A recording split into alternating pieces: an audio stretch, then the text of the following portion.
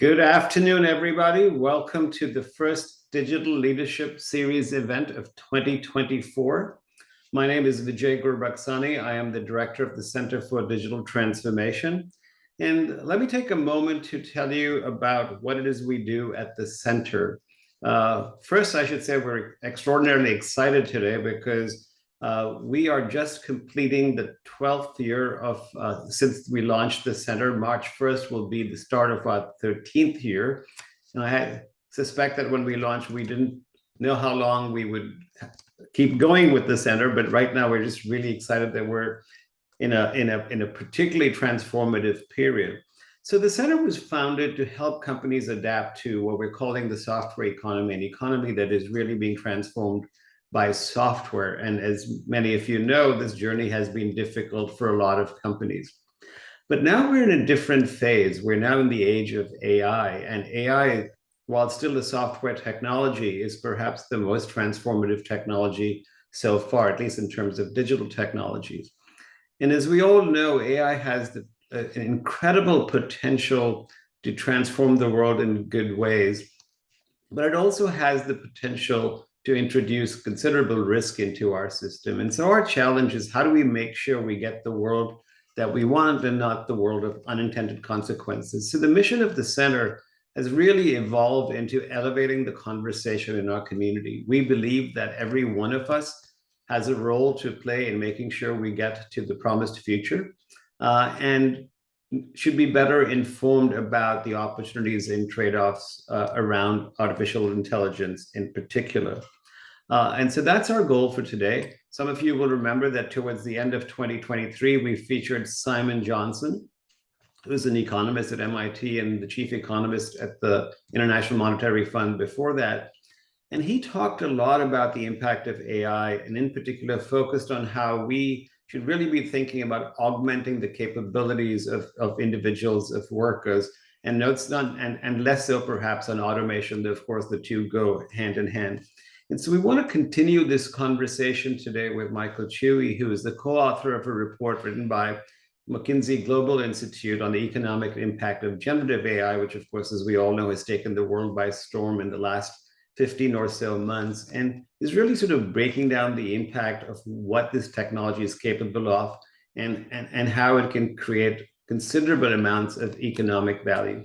But before I introduce Michael, just let me say a couple of words of thanks. So first, I'd like to thank the Beal Family Foundation and KPMG for providing us with the funding that allows us to offer these events for free. The Digital Leadership Series event in particular is focused not so much on the direct impact of technology for businesses, but on the societal and economic consequences of digital technologies, which of course increasingly is being interpreted as AI. In terms of format, Michael will speak for about 20 or so minutes. I'll have a Q&A with him for 7 or 10 minutes after that, and then we will turn it over to questions from the audience. And you should have been notified that we will take your questions through the Q&A feature on Zoom and not on chat. So with that, without further ado, let me welcome Michael Chui. He is a partner at MGI and a co-author of the report that I just referenced. He's a longtime friend of the center, having spoken at many of our events and even contributed to our conference as a moderator and a speaker. So we're delighted he could be here with us.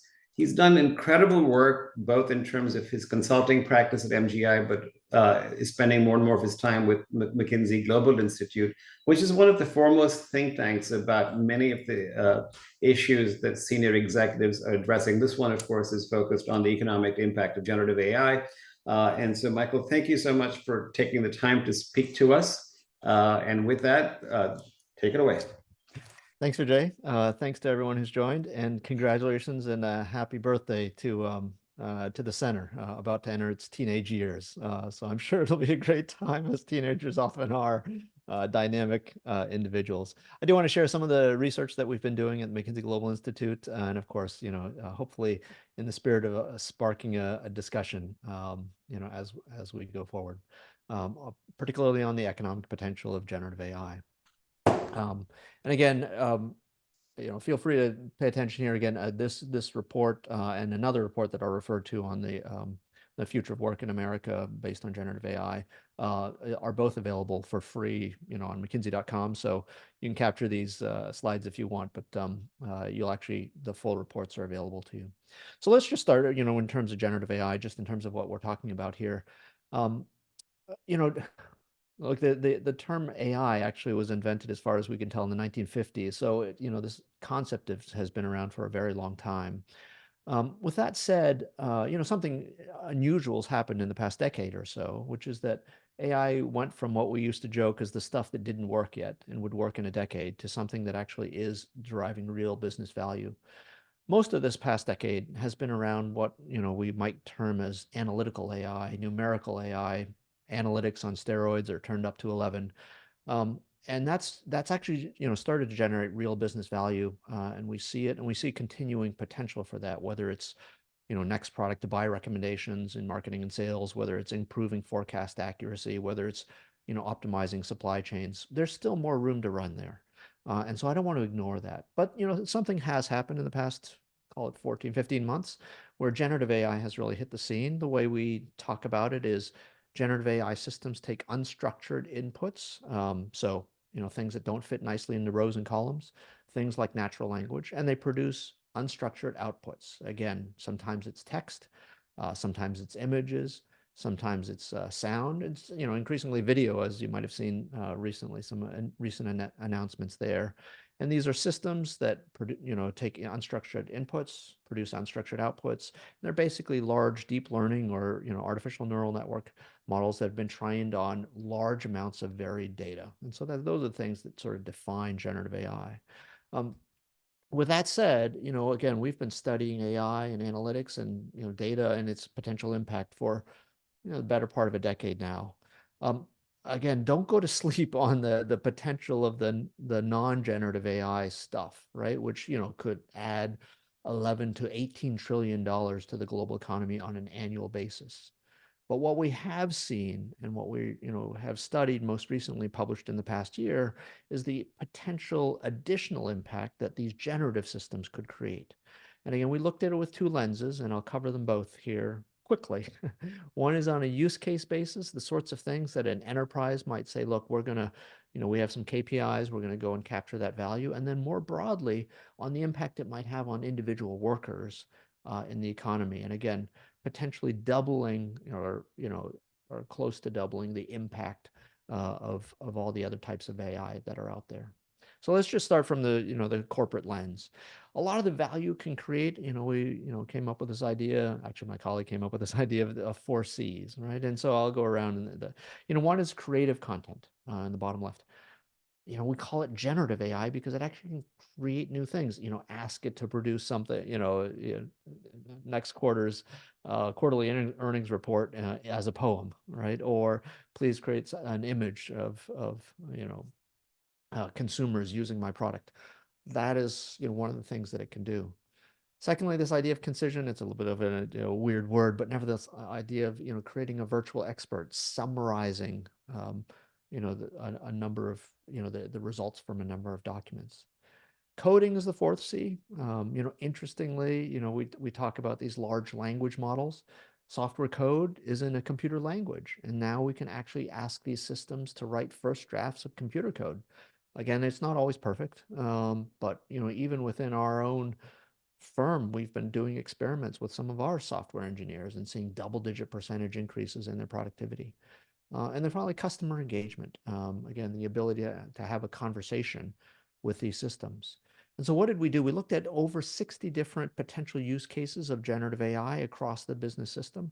As a researcher, I'm fortunate to have thousands of colleagues throughout the world in every sector and every business function. And basically, we try to understand, based on their knowledge of all these situations, how much could generative AI move the needle in terms of the performance. And so one of the things that we discovered is, number one, huge amounts of potential. As I said before, 2.6 to 4.4 trillion dollars annually in the corporate sector across the entire global economy in companies. But we also found something interesting, which is while generative AI can improve performance across the entire value chain, there are 4 business functions where 2/3 of the potential exists. Number one is in marketing and sales. And again, this harkens back to the 4Cs I mentioned before, because these systems can, create content, whether it's one-to-one personalized marketing messages to millions of consumers, or whether it's increasingly brand marketing. So, please write me the ad copy. Uh, please narrate it for me, create the music. And in fact, now, you can create at least a draft of a 30-second spot, a video as well. Again, it's not quite there. And many times it's a first draft that needs to be modified or revised, but nevertheless, that option is there. Secondly, as I just talked about, software engineering. And again, what's interesting, I live in San Francisco. There are a lot of high-tech companies here that have a lot of software engineers, but what we know is that software is eating the world. And so whether you're an automotive company, whether you're a consumer company or a bank, you probably have a lot of software engineering going on as well. And so that's a great potential. Thirdly, customer operations. Again, going back to customer engagement.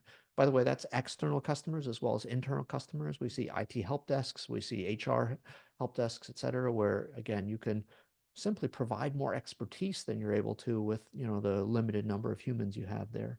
And then fourthly, and I think the most under-recognized potential of generative AI is for R&D. And again, we know of pharma companies that are training foundation models, not large language models, but models that produce things like drug candidates.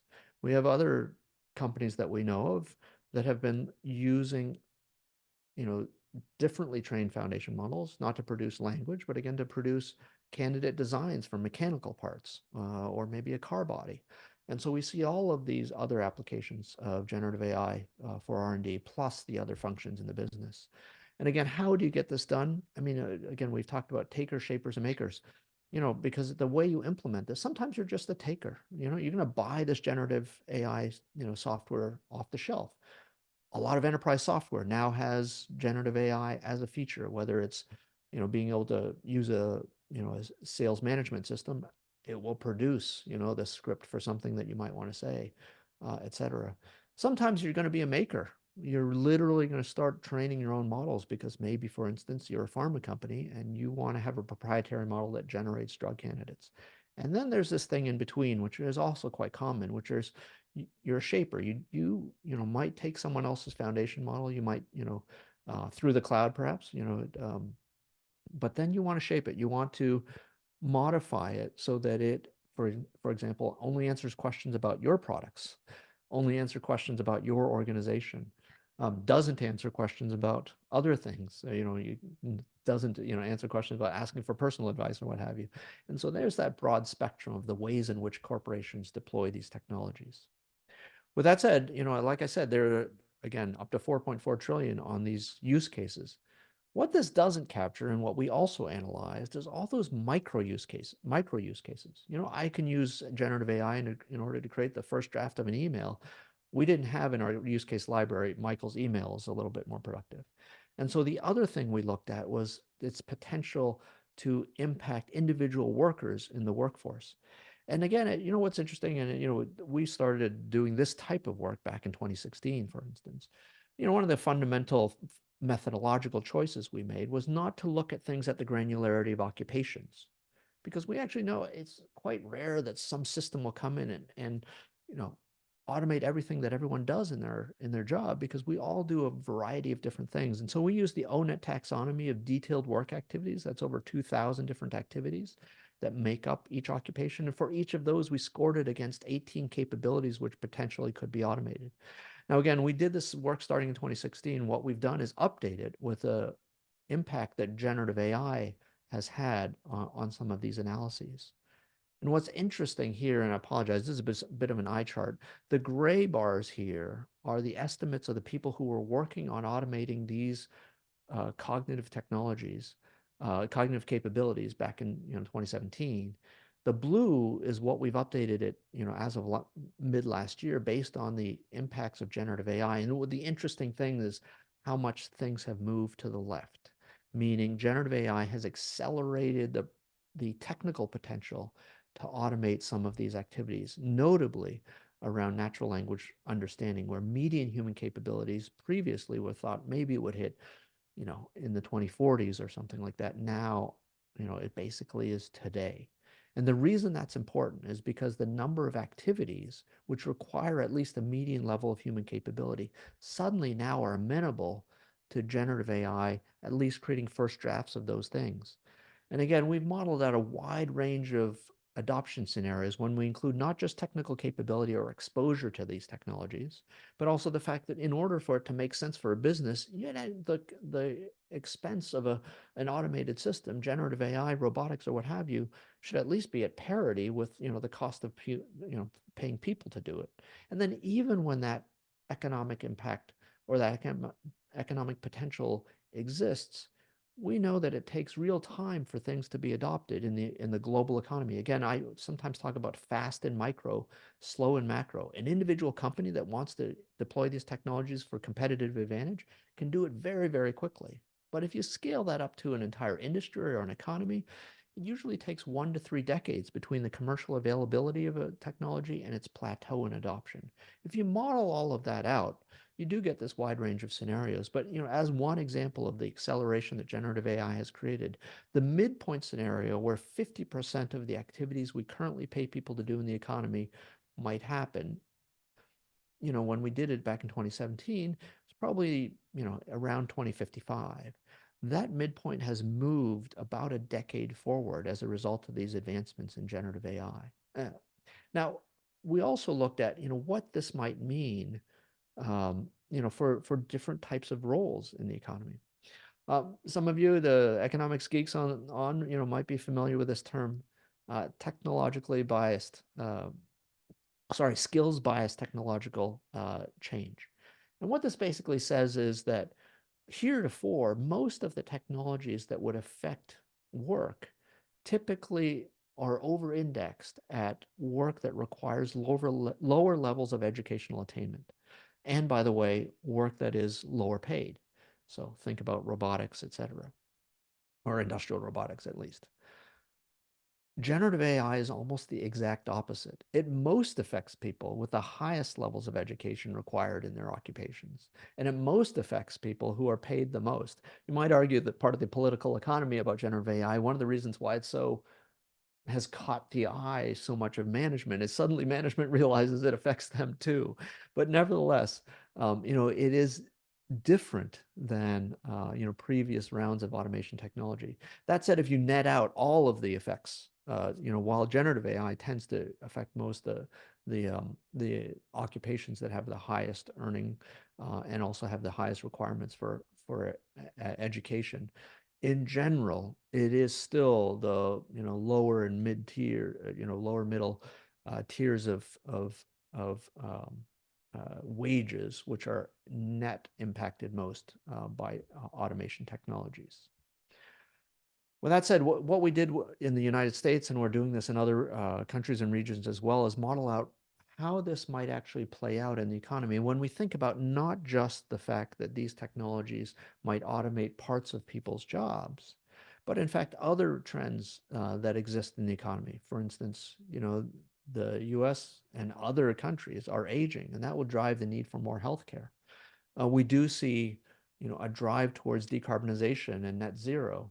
And so that drives, both puts and takes, right? I mean, you might see more people, for instance, involved in installing some of the, renewables energy. You might see fewer people, for instance, in the automotive industry, because EVs are simpler. You don't actually need, they're less complex. We see that, I said before, software is eating the world. We see the need for more software engineers, despite the fact that, software, you can increase the productivity of those folks.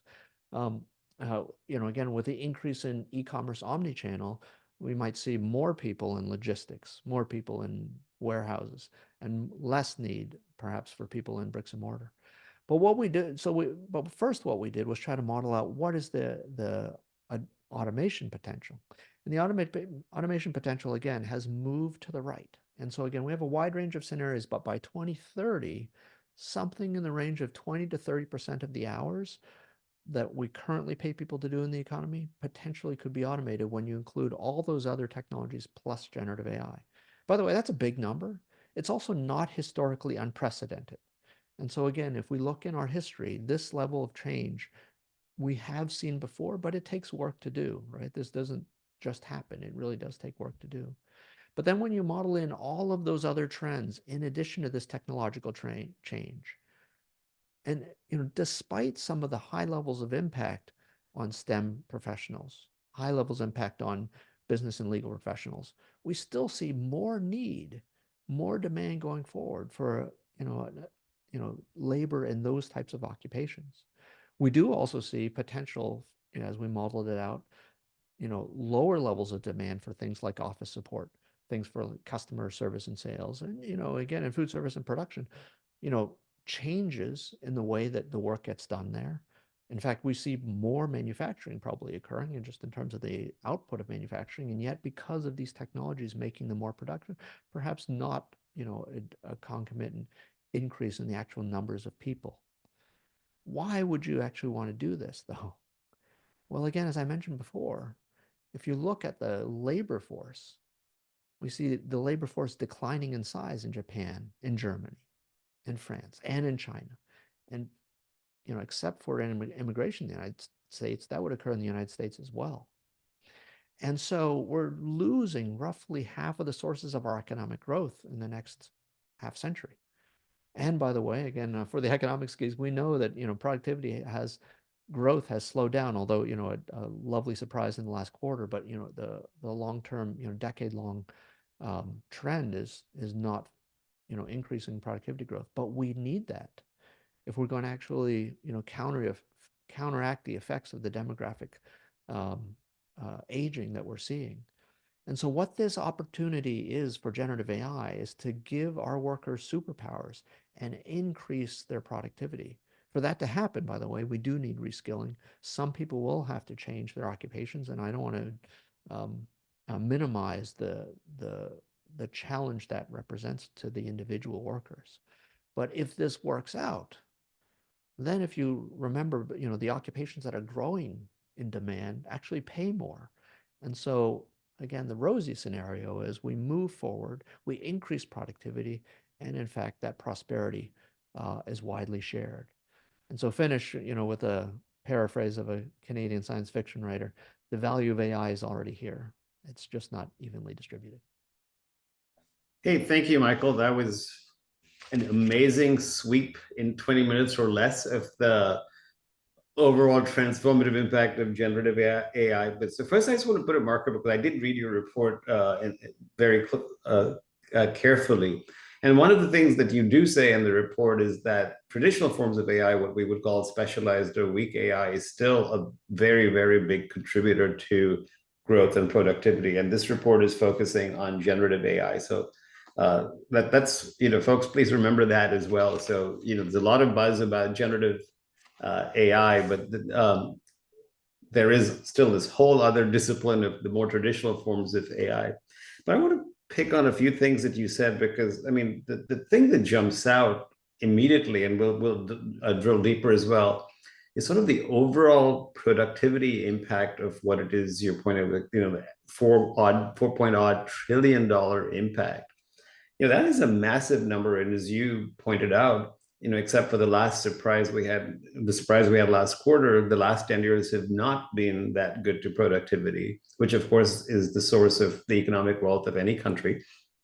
And we had a pretty good run with right after the internet became prominent. But how optimistic are you about sort of, because the positive impact, the positive productivity impact, because as you also point out, there's a lot of work that companies need to do.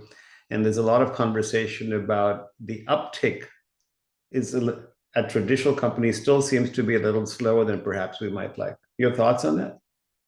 Well, I live in sunny California, not as sunny as Irvine, but so I am an optimist about this. At the same time, while I'm an optimist, I don't think it just happens. It happens because people work really hard at it. And so what does it mean for it to be on the higher end of the productivity potential I described? It means that more companies adopt more quickly and more effectively. Again, as you were mentioning about history, right? I mean, people go back to the Solau paradox, the late great, just recently departed Bob Solau, and who observed, early on, around the time of personal computers and LANs, just about the time when CapEx, over half of corporate CapEx was going into IT versus other things. And you can see the productivity everywhere except in the statistics. Similar kind of thing here, right? I mean, basically, my predecessors at MGI were lucky enough to work with Bob back in the Mhm. day, and there was a delay, because it took time for the management innovation to catch up to the technology innovation. Again, I'm optimistic that that's true here. And so, I'm optimistic that these technologies, their potential will be fulfilled, partly through innovating the way that our organizations operate, in such a way that captures that value. And then hopefully it's, widely shared with workers as well. Yeah, so sort of following up with, so if we are to adopt more rapidly, I loved your framing of it as takers, shapers, and makers. That, as far as I can tell, was not in the report, so thank you for adding that. And it's really interesting. Like, there is the foundation model that we use every day. ChatGPT 4 or whatever, Anthropic or whatever, Claude, whatever you choose to use. And that, as you pointed out, is clearly sort of economy-wide. It's not specific to any industry. It's amazing sort of how many questions that are rather specific and domain-specific, I mean, it can answer. And then there's the shaper, which is, I think, sort of the middle ground where using retrieval augmented generation or something like that, you actually provide your own data to the system and you customize it for your thing. And then, of course, makers, I suspect, given the $7 trillion that Sam Altman is trying to raise, supposedly, that's going to be left to the a few players. Though interestingly, a lot of countries are trying to build their own country-specific foundational models. So with that said, one of the things I think, and you alluded to this, is these industry foundation models. So the general purpose models we all use, not much we have to do, somebody else will build them. Makers is left to those big companies again. I think the real action, at least this is my opinion, and like you, I'm an optimist, I think is really in the shaper models. And I'm beginning to hear about sort of industry specific foundational models, if you want to call those foundation models, because technically that might be a contradiction. What's your feeling about these? Like you mentioned pharmaceuticals in particular, right? So if you can actually build something that corrals all the science around drug discovery, if that's possible, then you have these really viable semi-general purpose models, if you will. Your thoughts on that? I think one of the interesting things is, I think, and it's funny, it feels like it's been years, right? But it's only been a few months. But I think early on, everyone thought, oh my gosh, it takes $1 billion to train one of these foundation models. There'll only be a few of them, and only a few companies will be able to do it. I mean, and truthfully, the real frontier models, continue potentially to escalate in terms of what's necessary.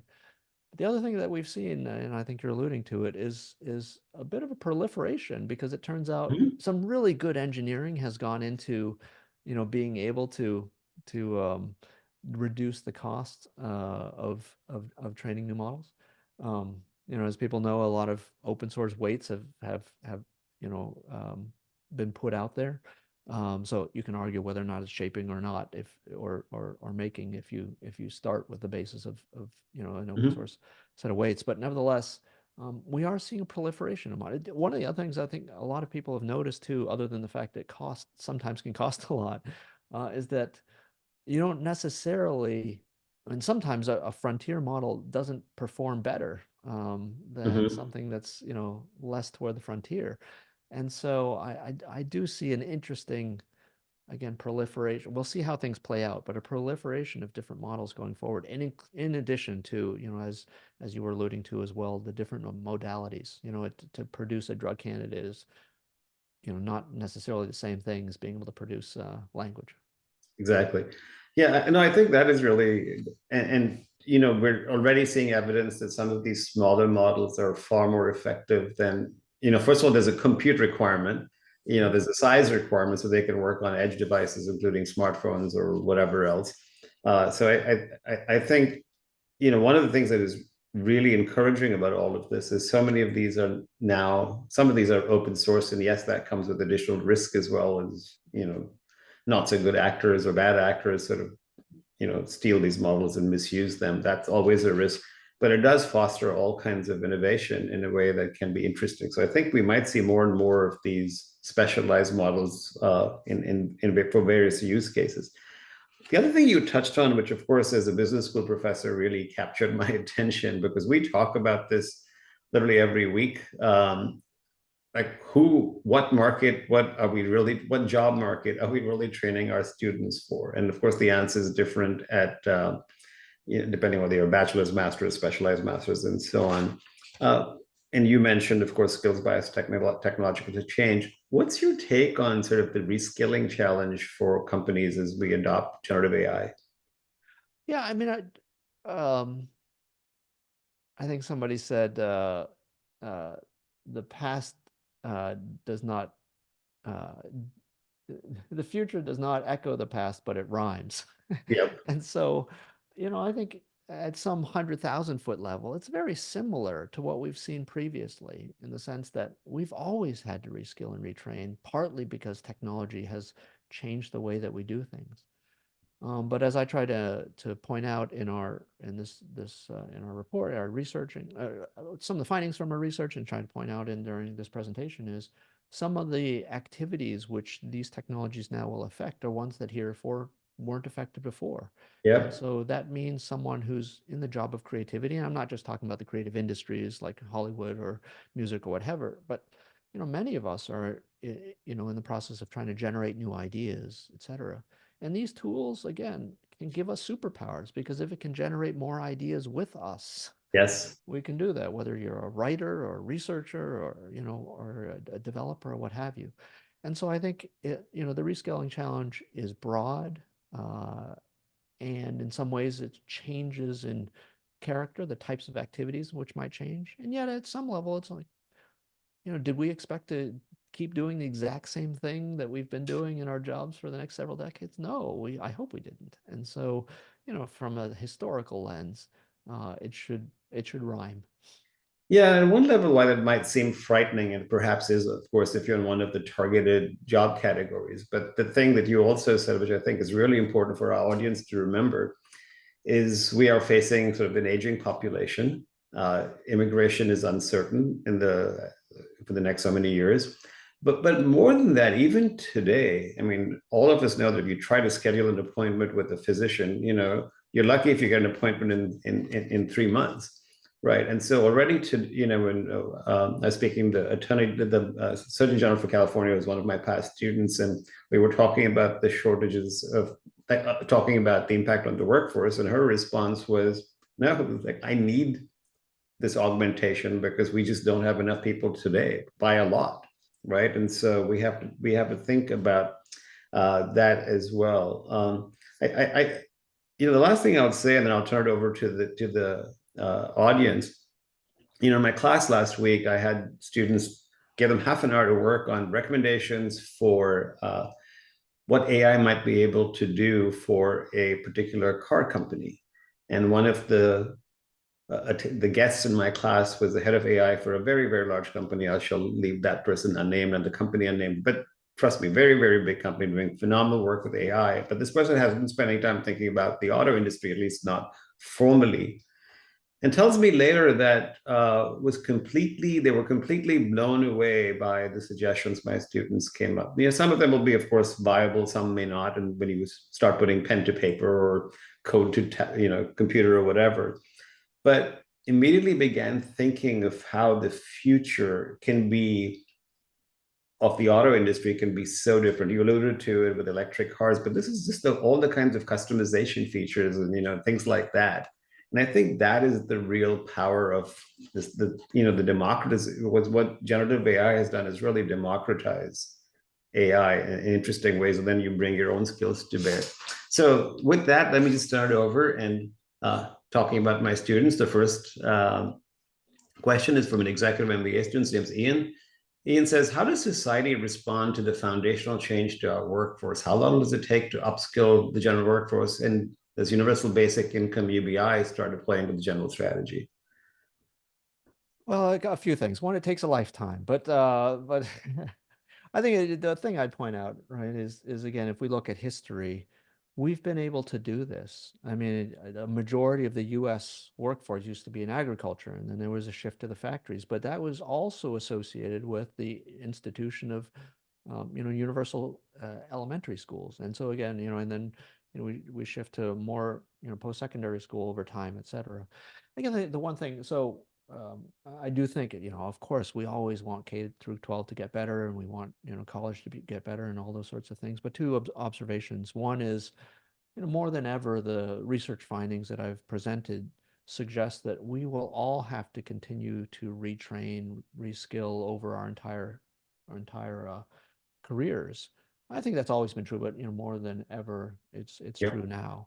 And so I don't want to disinvest from our kids. I'm not saying we shouldn't be paying attention to K through 12 and making that as good as it can. But again, if we look at the amount of investment we put into the first 2 decades of life in terms of training and education, um, and then compare it to the what we invest in our 30s and 40s, 50s, et cetera, with a potential exception of the exec MBA program at UCI.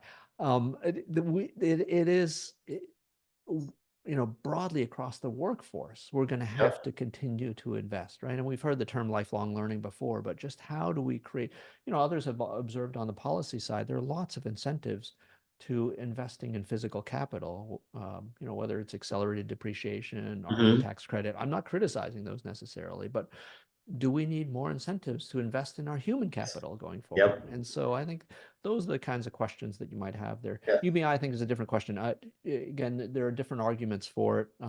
Some of it is around, there isn't going to be enough work to do for people. Right. Our research suggests there's a lot of good work to be done, even net of all this automation. There are other reasons why you might argue for UBI. But we see lots of work for humans to do, even net of the work that machines will. No, I would agree with that, because it's always easy to focus on the loss that you can see, and it's a little bit harder to think about the gains that are difficult to imagine. So now we've seen this with we've been around for a few years, Michael. So we've seen some of the changes that have happened over the years. I mean, all the way from the days of mainframes and minis through now. Um, One of the questions which is sort of interesting is what this is sort of like a calculation of how generative your paper, the report of how generative AI impacts tasks within jobs, for example. But what about sort of sort of the loss from mismanagement and in wasted investment and political challenges and within organizations? Like, there's no real way you can account for that. Is there any sort of accounting that you did for not all of this is going to materialize in a good way? We didn't discount based on execution risk is another way to put it, but this is potential, right? Yeah. Where the 2.6 to 4.4 is not a prediction, it's not a forecast. We didn't even put it as opposed to the labor work where it was more straightforward.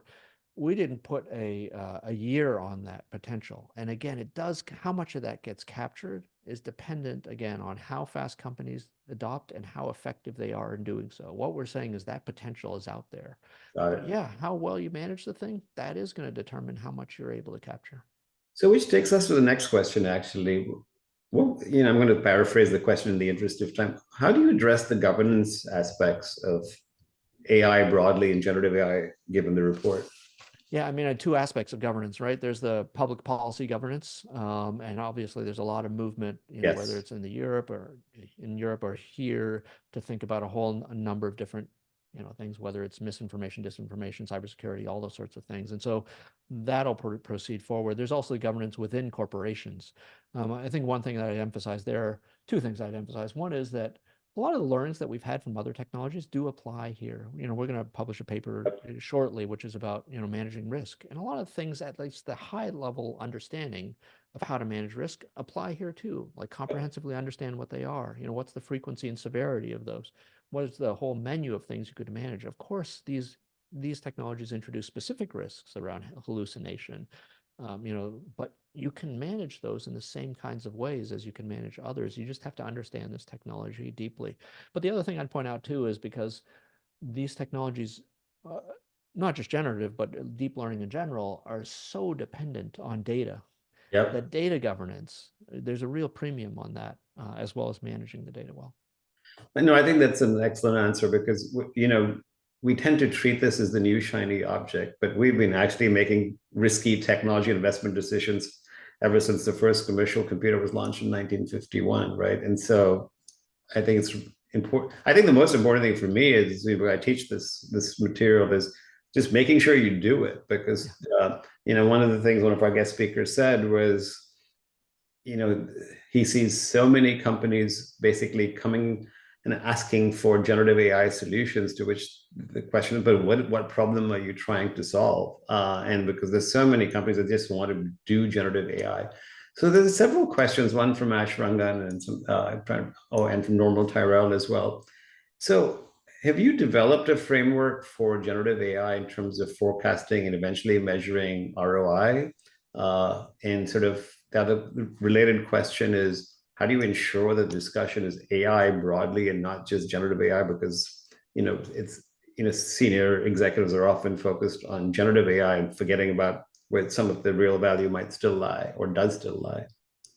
To the first question, we don't have a separate framework for generative AI ROI. I mean, it is ROI, right? And so it's a little bit, if you look at an individual use case, what is the investment level, and then what are the returns you're actually trying to achieve, Yeah, right? Sometimes it's going to be increased, conversion, top line types of things. Sometimes it's going to be increased efficiency and et cetera. So I don't have a separate framework for you, but again, I think this is, echoes what I said before. sure. A lot of the frameworks that we've used before, the thinking that we've used before apply here. It's just new technology. Sorry, the other question was, Yeah, balancing generative AI versus oh, traditional yeah, AI. yeah, yeah, yeah, yeah, exactly. I think what we've, I'm a former CIO. And again, one observation is, it's not always easy to get a meeting with your business partner Yeah, about microservices architecture or something like that. yeah, But the interesting thing about generative AI is that so many people, we've been surveying thousands of executives on their use. Many of these people have personal experience. And so it's easy to, yes. it's a door opener, right? They said, oh, I used ChatGPT or, Gemini or, whatever. You can already open, and so what that has created is the ability to open up the discussion as a technology professional to say, yes, let's talk about that. Let's talk about broadly all the ways in which AI, including analytical AI and not just generative AI, can move our business forward. And someone say, oh yeah, if I have a few more basis points of forecasting performance, that's a huge driver of our value creation. And so they realize that. And so I think of it as a door opener as opposed to an alternative. Okay, here's a provocative question from Rebecca Scholl. An article in the New York Times yesterday mentioned that China was losing the race on generative AI. How do you view China's position on Gen AI innovation competitiveness? I mean, broadly, if you look at AI in general, but generative AI, right? If the again, there's really interesting stuff going on all around the world, but the two foci where you see the most investment, where you see the most activity are, in fact, the United States and China. Um, but if you, again, this is dynamic environment, right? Things move and change all the time. But if you look at, as one measure, who are publishing the papers that folks are referring to, a lot of them are, with authors in and around the U.S., for instance. But like a market, is a competition in some ways, and so that what's true now might not be true forever. So we'll see. But it is interesting because this morning when I was reading the news and I see the Secretary Raimondo is they're very aware of this and are trying to invest very heavily in sort of having the hardware and the software seems to be well invested in either through venture capitalists or the big tech firms, but making sure we have an adequate supply of chips that I think is interesting. Here you get the Jensen Huang talking about one of their challenges is allocating chips fairly. Like when was the last time you heard a vendor saying, how do I, who do I sell to? Which I thought was interesting. And if you're not ready to implement, they're trying to push you back to a later delivery date, which I think is fascinating. Lots of questions here about risk management and around data, around organizational barriers. And I know you said you have a paper coming out, but if you could give us a preview of what some of the things you're going to say in that paper, I think this audience is really eager to hear those. Yeah, I mean, a few things. Just to recap, uh, some of the techniques that we know how to make. You don't have to stop. You can move boldly forward, but safely and responsibly, because in some senses we have the conceptual tools to move forward. Mm-hmm. Um, and but you need to understand the technology in order to understand what those risks are. In fact, as I said before, we've been serving thousands of executives. It's been a bit discouraging. Again, so many questions about risk. There's a lot being written about risk. But when you actually ask organizations, which of these risks have you identified as being relevant to your organization? And then which are you actually mitigating or managing? But for cybersecurity and in some cases hallucination, most organizations aren't even addressing a bunch of the risks. Now it's early, right? Again, it feels like it's been years and it's only been months. So hopefully things will move forward. But nevertheless, um, that result happens to be true. But let's say you do actually take these risks and managing responsibly seriously. Then you can try to understand, look, how important or how likely is it that inaccuracy or hallucination will be the output of a system that I want to use? If so, what can I do? And the other thing that we've discovered in our research, but also my colleagues who are working with clients, there's a ton of focus on the foundation model. How performant is that thing? How Mm-hmm. often does it produce hallucinations, et cetera? And so then a lot of people focus simply on the model. And the other thing that we know and we've discovered as we've worked is that yes, that is absolutely important, but there's so much that surrounds that model. Yep. And so whether it's, prompt engineering, which is not just about making things more performant, but it's also, managing risk. You can do Yep. post-processing on the output. You can, again, wrap your process around the use of these systems, right? I mean, like, and again, I've often talked, people say, oh, why would I use this? Because it's sometimes wrong. Well, we hire people all the time and they're sometimes wrong. And so we create systems, right? You have someone who checks it, who's someone who's experienced, a manager, right? You revise things. We have created ways to operate where someone who's a new graduate from an MBA program, they might make a mistake, but they're going to do productive work. Well, imagine an LLM being something like a new hire. How do you wrap that around them? And then sometimes for risks, you can externalize it by buying insurance. And so conceptually, all those things that we've known how to do before, I think we can bring forward. But sometimes they need some tweaking based on, the characteristics of these technologies. Yeah, you're absolutely right. There's a specific question here about R&D as a value creation area. Which strategy should R&D leaders adopt to ensure AI is successfully embedded in R&D? That's Yeah. a I mean, broad question. as I said before, I think it's one of the most under-recognized potentials. We're looking at doing more research on it. Um, a few things. One is there's a lot of R&D, which is a lot like other functions in the business. Like people spend a lot of time doing things like writing reports or synthesizing or, data, what's the state of the field, who's written about what, which other organizations are producing what kind of products. These systems can help a lot just in the efficiency and effectiveness of that, right? How much time do people spend doing all that other stuff, right? Where technology can help you. But I think the really exciting potential is if you can have these systems actually be, a colleague in some sense in terms of creating new ideas, evaluating ideas, all those sorts of things. And that's, I think, again, both under-recognized as well as underdeveloped in terms of what's possible there. So if you have the resources to really invest to try to accelerate and enhance your R&D. And, we know of a number of companies that are doing this. We think there's a lot of potential there. In fact, the research that we publish doesn't, there's a little paragraph in there which basically says, this estimate does not include the potential of creating new products and services. And so Yeah. I think there's a lot that can be done there. I think one of the useful things to understand about generative AI, because so much of this gets lost in the language models that we use every day, But if you think about it conceptually, all generative AI is doing is looking at long sequences of bits and bytes, right? So it could be genetic data, it could be languages, it could be images.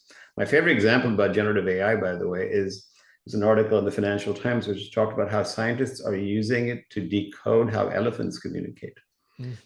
Because they speak at the frequencies lower than we can hear and frequencies higher than we can hear, but apparently they've got different sounds for when they meet a buddy, when they meet their mom, when they meet, and it's like, well, there's a whole new one, because to generative AI, it's all the same. It's just it's a sequence of data, right? And they're looking for patterns. And I thought it was fascinating to think about that.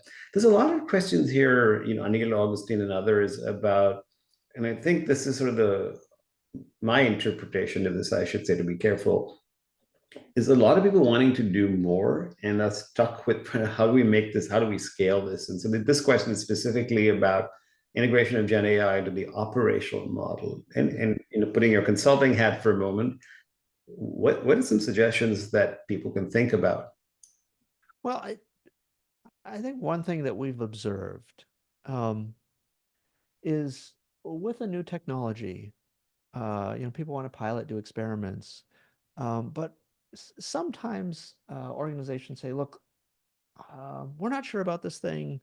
Let's go try it in some place that kind of doesn't matter. I mean, of course, every part of the business matters, but in a low risk area because we're not sure how it's going to work, and we'll figure it out later. We've actually seen organizations that have been more successful say, we're going to do this in a high consequence environment. I mean, maybe not, again, you have to calibrate this. But because what we've discovered is organizations often, if you put it in some corner that in quote unquote doesn't matter, it doesn't get the attention. You don't get the learning, and you certainly don't get the scaling because you try to do it in something that doesn't matter.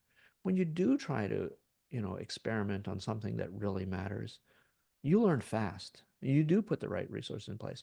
So take, for example, you know, the firm that MGI, is that hosts MGI. Um, we're a knowledge-based firm. Mm-hmm. One of the things that we did was create a system that allows us to talk to our knowledge base, Yeah. conversationally. That's a core thing that we do, right? It wasn't something off to the side. Again, HR is really important, but it wasn't the HR help desk, right? This is the core. How do we bring knowledge? And again, no client specific knowledge, no confidential knowledge, but how do we bring the collective knowledge of our firm to a problem in a way that's, mediated by this ability to create a virtual subject matter expert? you know, we did that because it's a core and we knew we would learn because it really matters. And so, one of the suggestions there is if you want to, integrate into your operating model, pick something that matters. Yep. Then there's a question about sort of the advancement. So, you said you updated your forecast from the previous round around the analytical AI. Uh, Was that due to technical advancement in the analytical AI? Like, what was the sort of the reason for these updates? Yeah, What it explains was, that? I mean, we looked across the entire, not just analytical AI, robotics, et cetera, but the major difference that we saw was generative AI, and particularly its ability uh, at a faster rate than we had, or at a faster time than we had previously, to understand human median levels of human natural language. Because I think around 25% of the work activities, the work hours that we looked at required that. And previously, systems had not reached that level. Yeah. If we say that they have now, then suddenly a whole lot more activities get unlocked as a potential. And yeah, it is, call it a technical achievement, with the things that we've seen in generative AI, but that is what has moved. Which industries are you seeing as the quickest adopters of generative AI? Yeah, first of all, there's a huge amount of variation, even within an industry. The obvious one is the technology industry, which is, far Sure. ahead, and it's sort of natural for that to be true. Um, but again, we do see financial institutions moving quickly. Um, uh, in some cases, we see generative AI, right? Again, if you map to the business functions that I said were made up 3/4 of the potential.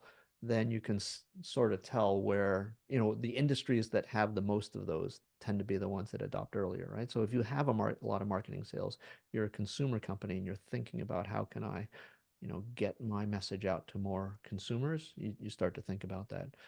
If you do have a lot of customer interactions, those are the types of company, right? And so, banks are interesting because at least retail banks market a lot, have a lot of software developers, and do a lot of customer operations.